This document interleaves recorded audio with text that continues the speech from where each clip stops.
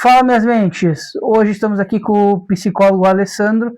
Vamos falar um pouquinho sobre psicologia, um tema muito interessante dos tempos atuais. E vamos para a intro.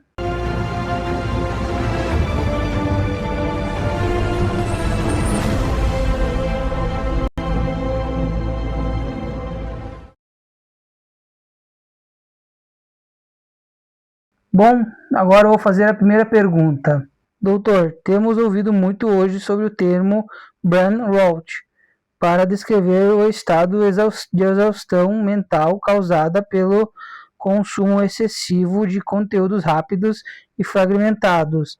Como esse excesso de estímulos está alterando nossa capacidade de foco e nossa percepção de tempo? Olá, minhas mentes, tudo bem? Estamos aqui em Presidente Lucena, né, no interior do Rio Grande do Sul, gerando conteúdo. Olha que magnífico isso, né? O André é um jovem aí bastante criativo e estimulante aí na parte da criatividade dos conteúdos. Eu fiquei muito lisonjeado aí, porque a gente trabalha já no município há 22 anos, e primeira vez assim que uma pessoa que me conhece aqui no município me chama para uma coisa bem artesanal, bem particular, no sentido de produção de conhecimento, né? Eu conheço o André desde os 10 10 anos, né, André? 9, 10 anos. O André ali passava ali no posto, às vezes dava umas fugidas do posto. Então o André é um usuário nosso da rede de SUS, que é uma área que eu me aprofundei, gosto muito dessa parte da psicologia no SUS. E esse assunto que tu trazes é uma demanda, né? Uma demanda dos nossos consultórios, dos nossos dias, principalmente com crianças, né? As crianças hoje, elas estão praticamente sendo, poderíamos dizer, extremamente manipuladas e somente focadas nas redes sociais, né? Uma criança fica no seu quarto, ela fica nos seus jogos de celular, nos seus jogos eletrônicos, ela está perdendo a questão do contato com a vida real, né? Não que a vida virtual não seja real, a vida virtual é uma vida também real, né? Então hoje nós temos várias realidades, se a gente for pensar, né? Uma das realidades é a realidade que a gente considera real, outra realidade é a realidade virtual. E a minha realidade, o eu, né? Então temos aí 3 realidades: a virtual, o eu, as coisas que se passam dentro de mim e as coisas que se passam no mundo, né? Então hoje está se vivendo somente, assim, basicamente e drasticamente, a realidade virtual, né? Quanto tempo a gente não está com o nosso celular na mão, pesquisando, interagindo, né? Me afeta bastante, porque eu tinha um costume de olhar vídeos curtos assim antes de dormir. Uhum. Isso cortava muito meu sono, né? Sim. Era algo que estava me afetando bastante.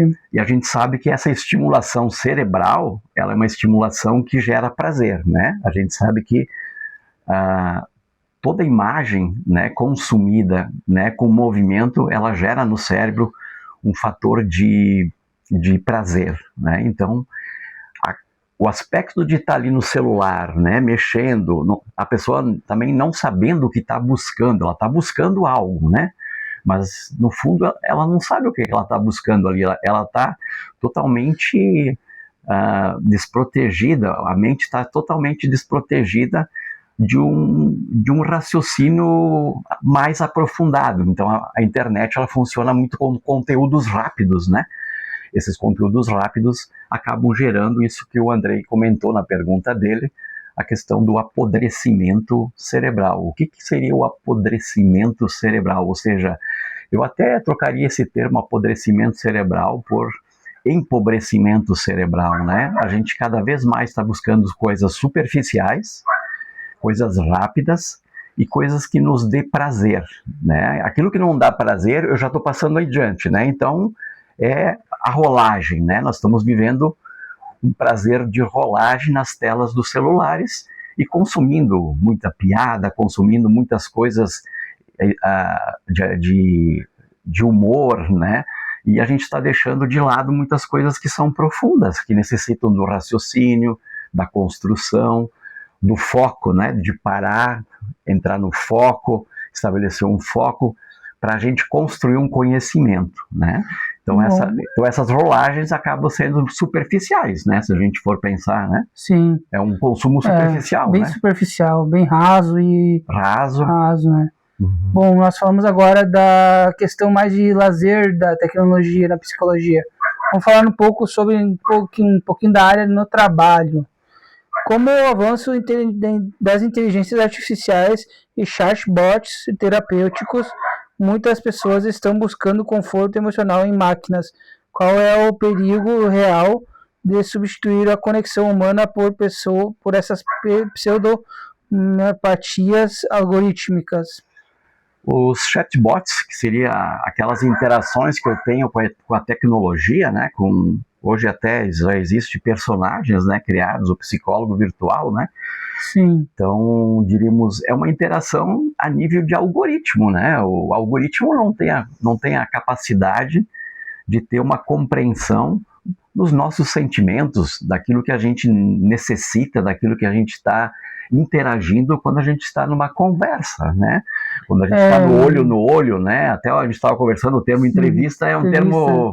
É um termo meio estranho, né? A gente poder falar tá entre tentando diálogos, conversar, né? Mas a câmera está por trás de tudo, né? Sim, então a questão dos chatbots, eles existem. As pessoas fazem perguntas, né, para IA, né? Oi, IA, hoje estou me sentindo bastante para baixo, depressivo. Você possa me ajudar? Daí ele lança uma pesquisa na internet e sim, ele dá dicas, né? Quem sabe você faz esporte, quem sabe você faça isso, faça aquilo, né? Os próprios criadores de IA às vezes até recomendam não ficar usando tão à toa uma IA por gerar um custo para ser feita essa resposta que ela te dá, né? Aí eles não pedem, oi chat, tudo bem? Como você tá? Perguntando para um robô, né? Como é que um robô está, se ele está bem. Isso gera um gasto de energia, né? Do próprio sistema de IAs, né? Então acho que a tecnologia é uma coisa fantástica, né? Ela veio para nos ajudar e realmente quando a humanidade chega num aspecto a nível de tecnologia, a gente não consegue mais voltar para trás, né? Então a tecnologia ela é fundamental, mas ela tem que ser utilizada conforme, dizemos assim, a técnica para as questões certas, né? Então não tem como a gente desvalidar o trabalho de um contato personalizado com um profissional de psicologia ou de psiquiatria, até dentro da própria medicina, né? As pessoas vão ali no Dr. Google, né? Pesquisar às vezes a pessoa já chega no consultório já com o diagnóstico e já, quem sabe aquela medicação, pode me dar aquela medicação ou o senhor pode me dar o... Eu posso dizer na minha experiência de vida, quando eu comecei a tratamento, né? Era tudo muito misterioso para minha família, o que eu tinha, né?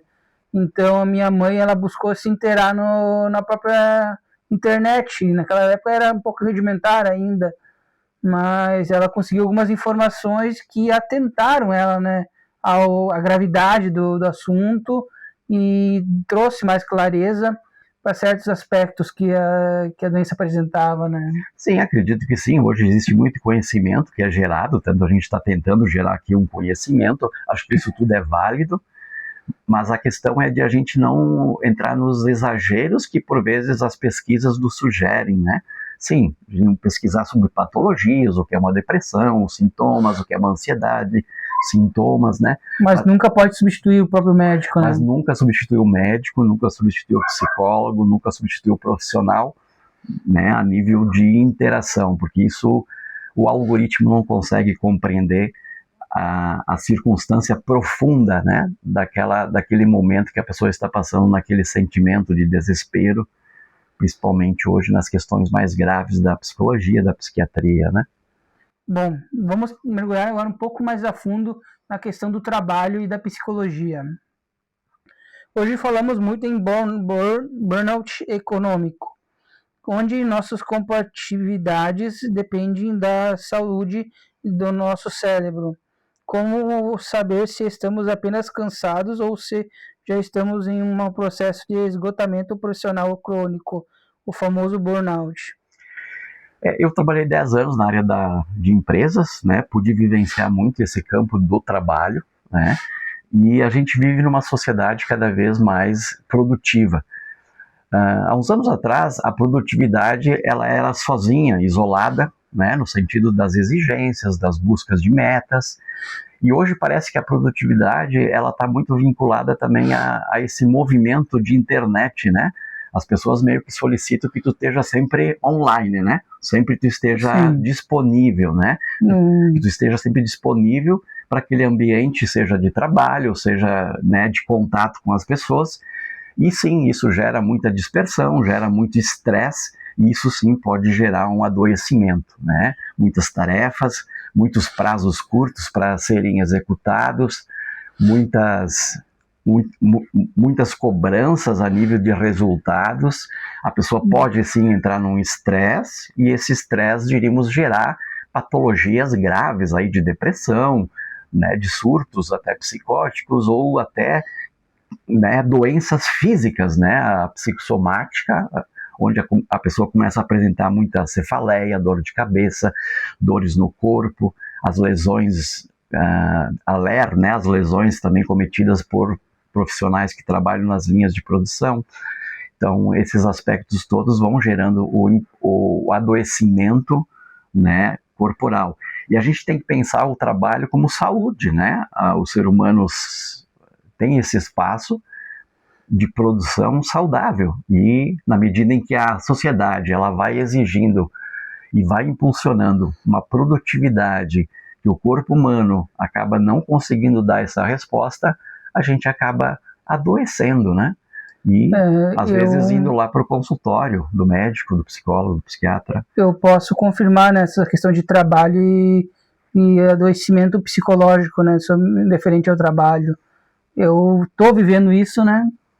Eu vou ter que voltar ao trabalho, só que de uma forma adaptada, para que meus sintomas não sejam agravados com o trabalho, né? Isso, o trabalho tem que ser algo para que a pessoa produza, se sinta bem e também ajude, né, a empresa a buscar os seus resultados.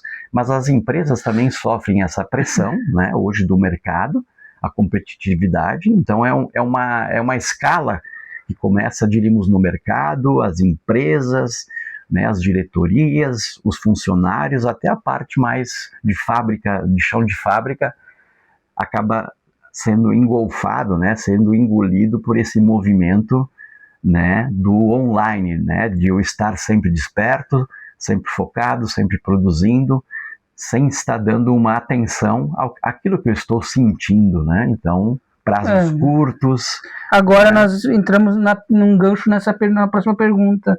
Ela fala exatamente sobre isso. O perfeccionismo tem sido um dos maiores geradores de ansiedade em 2026. Como podemos treinar nossa mente para aceitar o possível em vez do perfeito, sem sentir que estamos fracassando? O fracasso a nível do contexto, né, daquilo que eu faço, ou bem feito, ou de forma, né, a cumprir com aquilo que eu tenho que fazer. Acho que isso gera na mente humana justamente o aspecto da exigência, né? Falando no nível do trabalho, né? Então isso vai estar muito vinculado ao nível de exigência que a empresa, né, solicita de seus funcionários e o como esses funcionários estão dando, diríamos, a resposta, né? Então, claro, existem exigências onde ocorrem, diríamos, pressões, níveis, né, de produtividade alta, altíssima, né, tipo uma área de produção, né? Então as exigências são muito grandes, e esse questionamento, então, né, entre o que eu estou fazendo, se está perfeito ou não, se eu tenho que fazer mais perfeito ainda, então esse conflito também acaba gerando e ajudando o burnout, né? No lugar onde eu trabalho, eu já vi muita gente se excedendo na saúde mental ou física por causa da exigência do trabalho, né? Na exigência de produzir mais, fazer mais.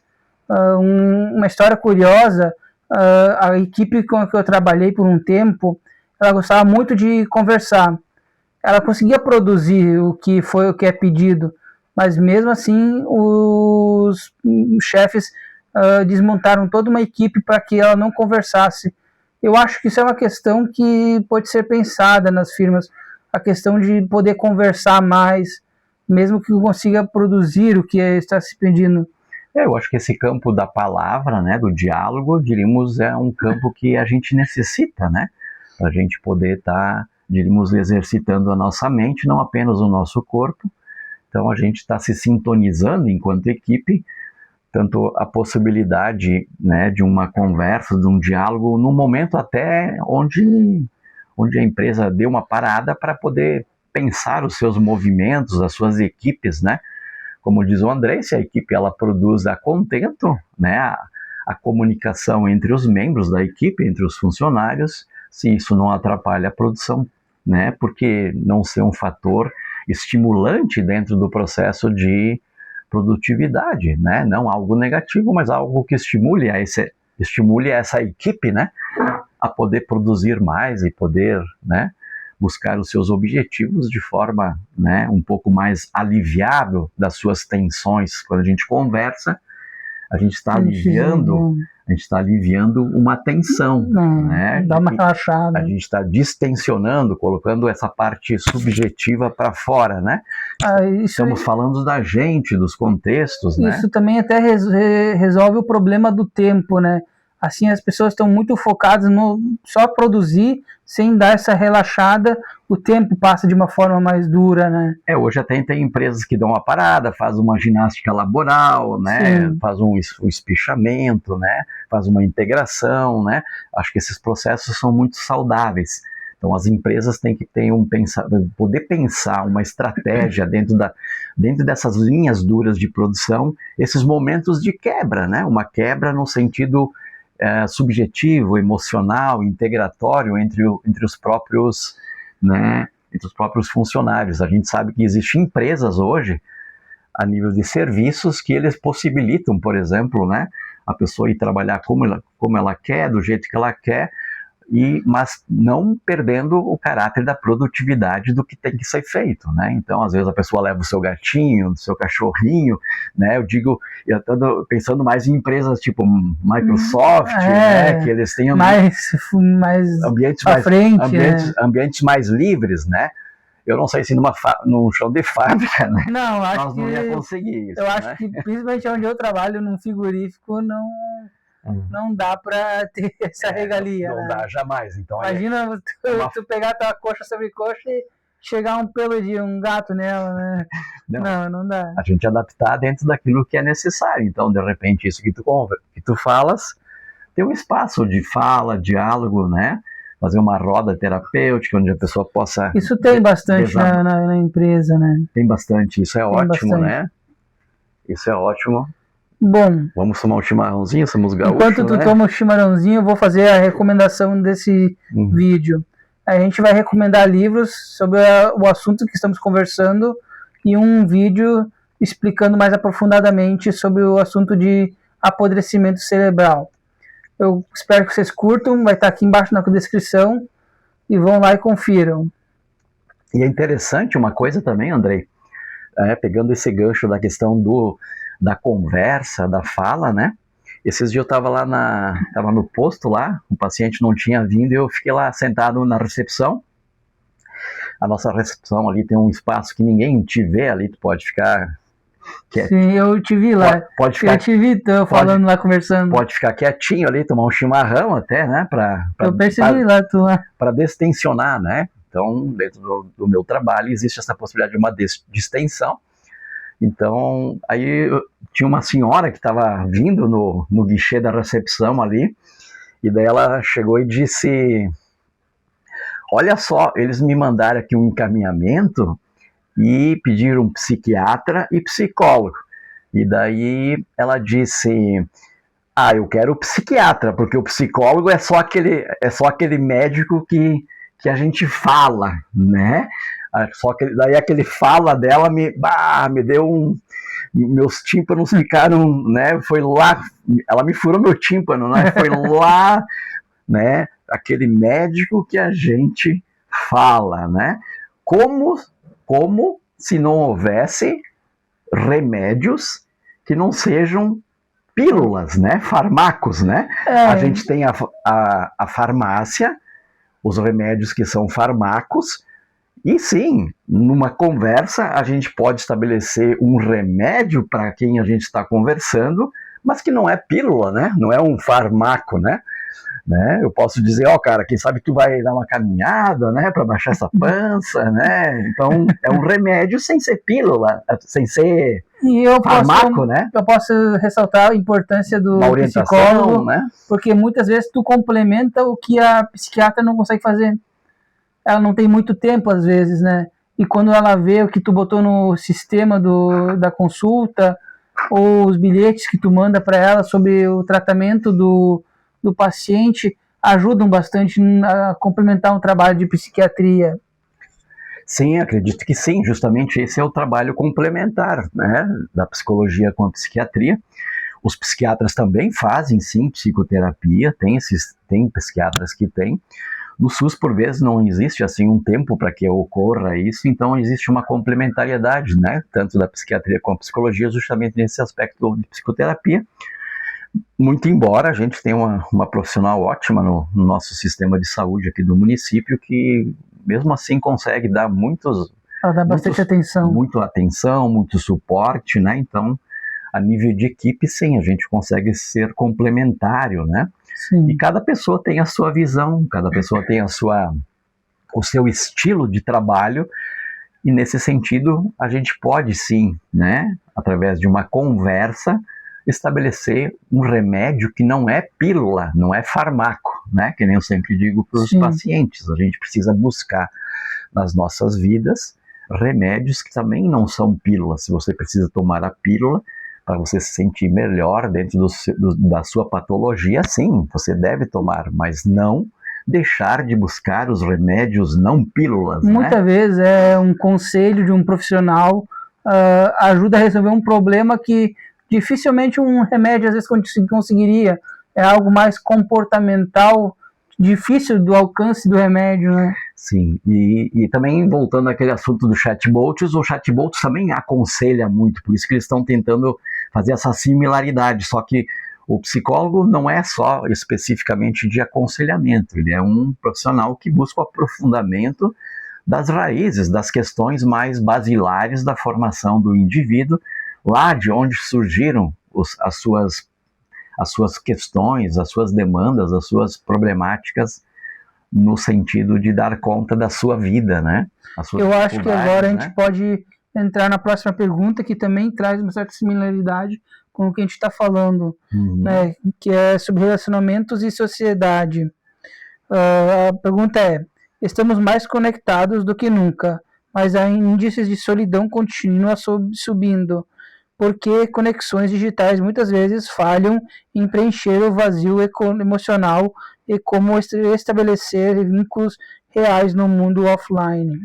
É aquilo que a gente estava tentando comentar das três realidades, né? A realidade real, digamos, aquilo que a gente normalmente fala de realidade, né? O contexto social, a sociedade, os nossos trabalhos, né?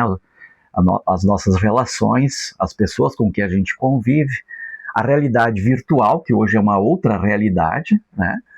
E a realidade do meu eu, né? O que o meu eu está me demandando aqui internamente, né?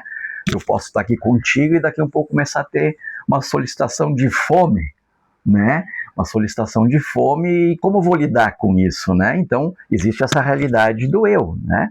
Do eu orgânico, do eu subjetivo.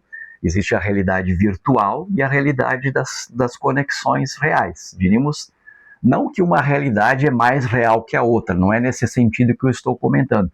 Eu estou comentando no sentido que a gente precisa ter o equilíbrio dessas três realidades hoje na nossa vida, né? E esse aspecto, então, do vazio, na questão dos relacionamentos, as pessoas acabam se isolando e ficando apenas numa realidade, né?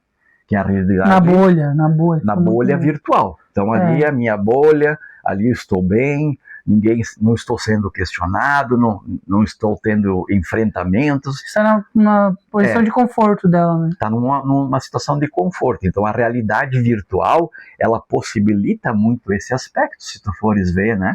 Sim, nós podemos também falar sobre as redes Zona sociais de agora. segurança, né? Então essa realidade virtual, ela possibilita muito zonas de segurança. A gente pode chegar assim como ela também hoje tem zonas de risco, né? Por exemplo, jovens, o que os jovens estão acessando, que tipo de conteúdo, também ela pode nos gerar zonas de risco, né? Bom, nós chegamos agora na rede social agora. As redes sociais incentivam a de novo. Espetacularização. Espetacularização. Às vezes dá uma travada uma aqui. Espetacularização. As redes sociais incentivam a espetacularização do eu. Como diferenciar um traço de personalidade narcisista de alguém que apenas está seguindo a tendência de autoexposição da internet? Hoje existe a espetacularização, que a gente falasse, uma palavra assim que dá uma embrulhada, né? Do sentido de eu divulgar o meu eu, né? Então tem pessoas aí, os youtubers, né? Quando ficam famosos, aquele eu se torna gigante, né? Então é um eu que começa a ter uma imagem, né? O narcisismo vem daquele mito de Narciso, né? Narciso, ele se considerava tão belo que ele não queria ter relações com outras deusas, né? Acho que a Eco, né? Ele afeta muito a Eco, né? A deusa Eco, né? É uma ninfa, não? É uma ninfa, afeta muito, e ela pede um castigo lá para um dos grandes lá, um dos deuses, os deuses lá, e daí quando ele foi se espelhar no espelho que aparece no rio, né? Na água, né? Uma água cristalina vira um espelho, né? E ele ficou apaixonado com sua imagem e se perdeu nessa imagem, né? Então, se perdeu nessa imagem e acabou morrendo ali, afogado. Então, o afogamento do eu no próprio eu, né? O quanto é perigoso a gente querer formar imagens da gente que fogem de uma realidade, né? Então, por isso que é importante sempre esse contato com as outras pessoas para ter esse embate, né? Bel, tá te achando demais, né? Tá te achando demais, não é para tanto, né? Que diz o pessoal, baixa a bola, né? Ou seja, então a gente poder confrontar a realidade com a realidade das relações com a realidade do eu, que é aquilo que eu estava comentando, né? A gente tem uma realidade nossa aqui, né? Um mundo interior nosso que só a gente, né? Dimensiona isso, né? E esse mundo, ele pode se tornar, diríamos, também algo nefasto, tipo narcisismo, onde tudo, eu queira que tudo esteja ao meu alcance, ao meu olhar, sobre a minha perspectiva, né? Então, ocorre até a patologia de narcisismo como forma incorreta ou inadequada de relações humanas, né? Então, eu me relaciono com o outro, mas o outro é somente, né?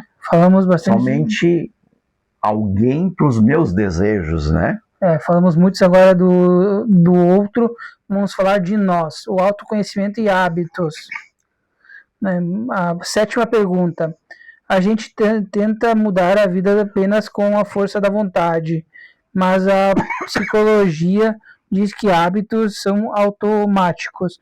Qual é o segredo neuropsicológico para criar novos hábitos realmente duráveis?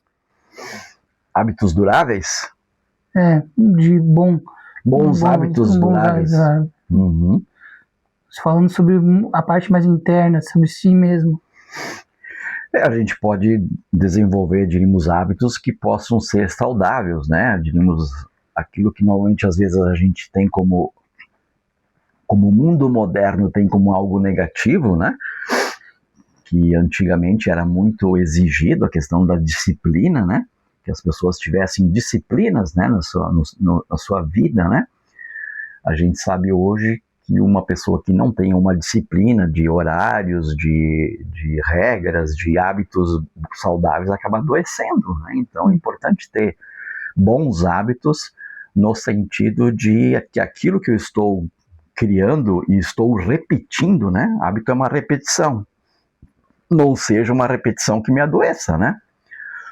Por exemplo, se eu tiver o hábito de ir todo dia no bar lá beber uma cerveja, daqui a um pouco esse hábito não vai se tornar um hábito bom, vai se tornar uma doença chamada etilismo, né?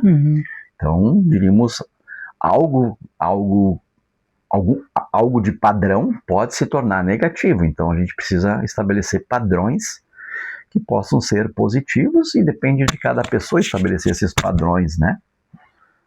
Muitos nossos hábitos nos trazem uma certa ansiedade, não é? Isso que traz já nós para... Me dá um exemplo. Um exemplo de hábitos que dão ansiedade, ficar muito no celular e depois ter que largar é uma tarefa difícil de se fazer quando tu tá aquele vício. Então, claro, o hábito da internet tem que ser vigiado, né? Ou seja, a pessoa poder largar o seu celular para estabelecer algum outro tipo de atividade, né? Aqui já estamos com a 8ª pergunta, né? Um tema que ganhou força é a ansiedade climática. O medo do futuro diante de desastres ambientais. Como lidar com essa angústia por algo que parece estar fora do nosso controle individual? Justamente aí onde entra essa questão que afeta todos nós, seres humanos, né? Como eu vou controlar uma coisa que eu não controlo, né? Então, diríamos, acho que essa é a luta desde os tempos das cavernas, né? Sempre estamos lutando contra a natureza, mas a natureza sempre revira. Isso, então o ser humano criou espaços artificiais, né? E esses espaços artificiais, né, se estão contra princípios da natureza, acabam sendo afetados, né? Áreas hoje, né, nós gaúchos podemos falar muito bem desse aspecto porque sofremos, né? As enchentes que foram bastante ferozes aí nos últimos períodos dos anos passados, né? Então a gente percebe, por exemplo, que áreas que antigamente lá, áreas de Canoas, Porto Alegre, eram áreas onde plantava-se arroz, né? Criou-se que eram propícias para essa criação porque tinham acesso à água, criou-se todo um empreendimento imobiliário, né? Se gerou um bairro, né? Naquele local. E esse bairro, diríamos, né, se as águas sobem muito, são atingidos. Por quê? Porque ali antigamente era uma zona de plantio de arroz irrigado. A água... a própria plantação é uma... a água entrava ali, né? uma força contra a própria natureza. Então, né? O que ocorreu? Né? O ser humano é ganancioso, vamos fazer dessa área um grande empreendimento imobiliário, né? Que é praticamente todo um bairro lá, o bairro Niterói, acredito, né, em Canoas, era tudo, né, na zona sul de Porto Alegre também, né, tem vários bairros, né, que justamente foram afetados, nas praias também, cada vez mais as pessoas querem estar perto da praia, mas aí o mar diz, não, cuide o seu limite, né. O resumo é a natureza reagindo contra as nossas decisões que nós tomamos para modificá-la. Porque a gente cria um mundo artificial, né? O ser humano cria um mundo artificial. A gente está cada vez mais longe da natureza. E nós temos sempre o costume de tentar manipular a própria natureza. Sim, né? Isso. Aqui no interior, tipo, onde a gente está mais inserido na natureza, né? Sim, a gente está pensando isso em cidades grandes, né? E olha, eu acho que o galo não cantou ainda hoje. Pois é, eu queria que esse galo cantasse. Nos outros vídeos o galo dialogava junto, né? Cantava, né? Bom, vamos para a próxima pergunta, que está no final já. Quando o galo cantar 3 vezes, né? A síndrome de Pedro. A síndrome de Pedro. Mas eu não negarei, Jesus. Jamais, né? Bom, 9ª pergunta. Ela já falamos um pouco sobre ela, mas vamos dar um reforço. Hoje, vídeos curtos no TikTok e no Instagram fazem as pessoas acreditarem que tem TDAH ou autismo baseados em 3, 4 sintomas comuns. Qual o risco desses autodiagnósticos sem acompanhamento clínico? É justamente esse aspecto, né? Hoje, para você fazer um bom diagnóstico de uma criança, você precisa de um tempo bastante longo de atendimentos dessa criança para poder dimensionar todas as realidades da vida dela, né? Então, diríamos, o algoritmo não vai ter essa compreensão e nem um videozinho de 20 segundos não vai poder dar uma letra, assim, quais sintomas, quais, né, a nível de... Então, esses videozinhos, eles são a nível de alerta, né? Não pode ser diagnóstico, não pode ser, diríamos, algo que possa ser, né, a nível de bater martelo, dizer, não, essa criança, essa pessoa tem esse diagnóstico. A gente pode ir colhendo essas informações, são bastante interessantes, mas sempre a gente tem que buscar um profissional da saúde para a gente aprofundar. Vou tentar fazer sim, ele não vai ficar ligado. A gente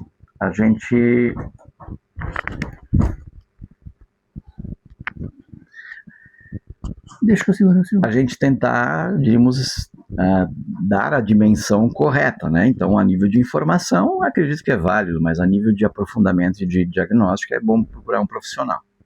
Bom, vamos para a última pergunta. No Entre Mentes, analisamos mentes históricas.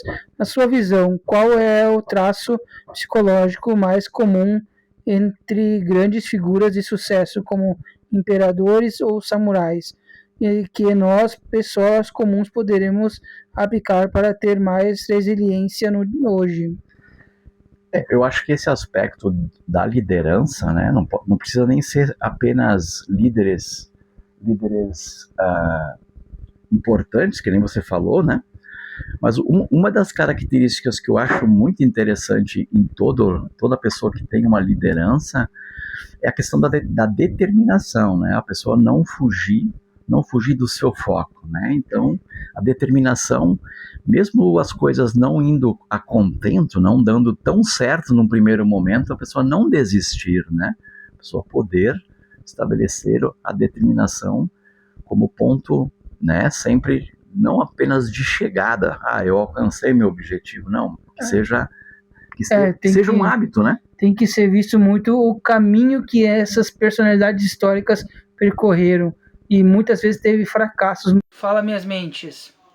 Eu vim aqui finalizar o vídeo, pois o vídeo original, o áudio foi cortado e deu falha.